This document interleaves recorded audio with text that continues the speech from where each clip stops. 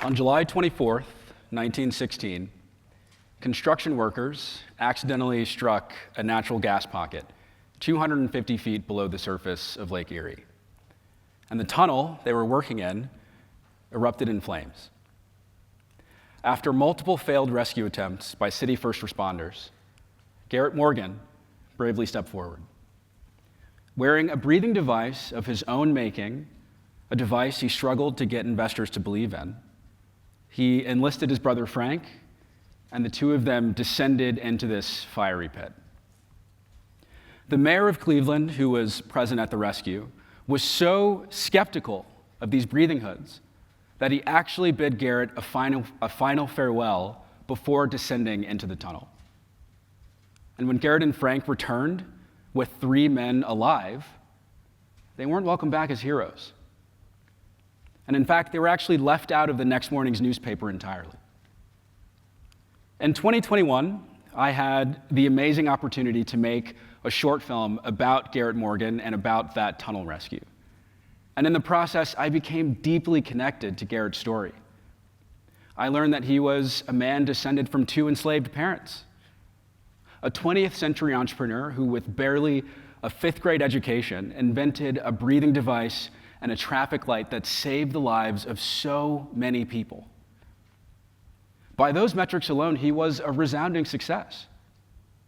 But he was inwardly plagued by the deadly events of the Lake Erie tunnel disaster and the racial politics surrounding it. The mayor of Cleveland never acknowledged Garrett's efforts during his lifetime, never celebrated him the way they celebrated the other first responders at the scene.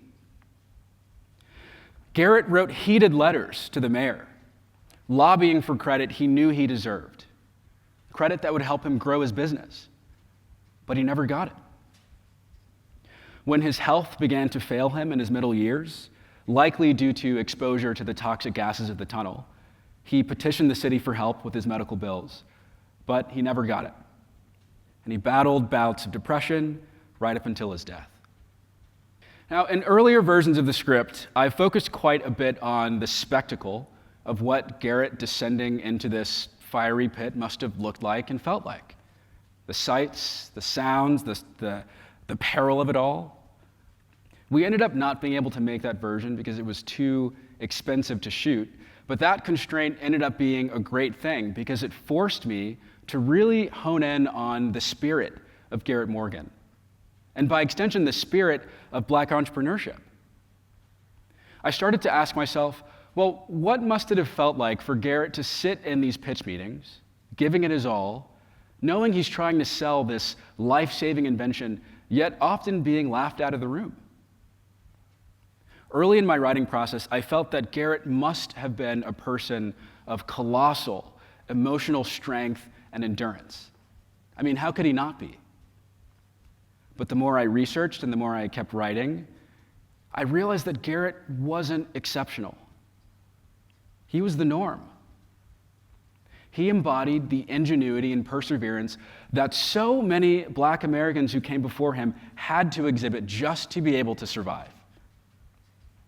Here's an example of another early Black entrepreneur to further illustrate this point. Henry C. Boyd was a carpenter who, much like Garrett Morgan, was born in Kentucky. And in 1826, he purchased his freedom and moved to Ohio in search of carpentry work. But no one would hire him. Eventually, he was able to open up his own furniture shop and employed over 20 people, both Black employees and white employees. The patents for his beds, which were highly innovative at the time, were filed by a white attorney because it wasn't legal for Black people to hold patents back then.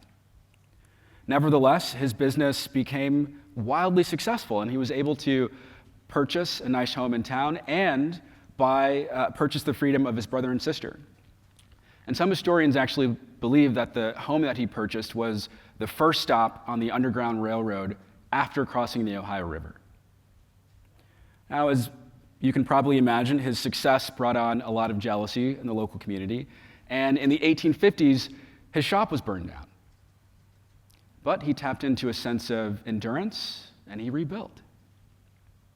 Then it was burned down a second time, but he rebuilt. And when it was burned down a third time, insurance companies would no longer carry him, so he was forced to close up shop permanently. Imagine the thought process there.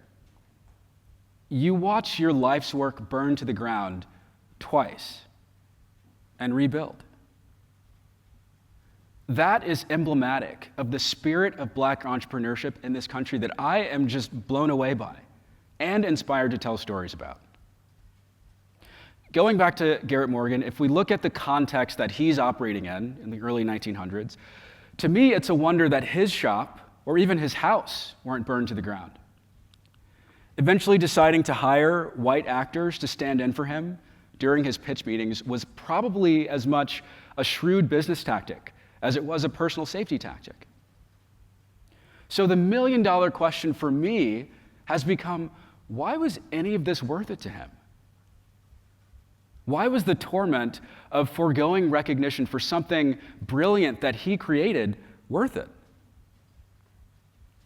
And I come back to the same answer every time. He had a vision that one day in this country, we wouldn't need to hide behind a mask, that we would be at the table with the fire chief instead of sitting in the back of the room.